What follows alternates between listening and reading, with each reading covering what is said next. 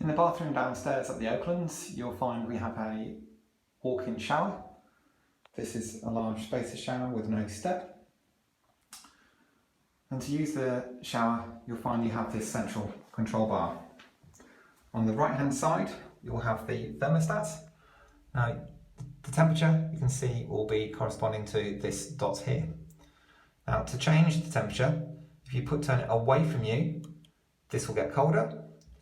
But to become hotter, you need to push this button, and then that will override the 38 degrees, and you can get this hotter to your liking.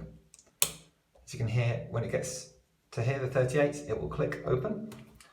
Now, to turn on the water, you have two functions. You have the overhead part, which goes to the rainwater effect shower head, which is this one, or you have the traditional power head, which is this here.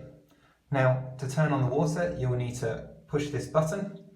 Now, for the overhead rainwater, you push this button and turn it away from you. The more you turn it away, the more water will flow. If you wish for the power head, you then push this button and turn it towards you. That will push more water through. To turn off, you just bring it to the middle part here, and that's how to use the downstairs shower. Thank you.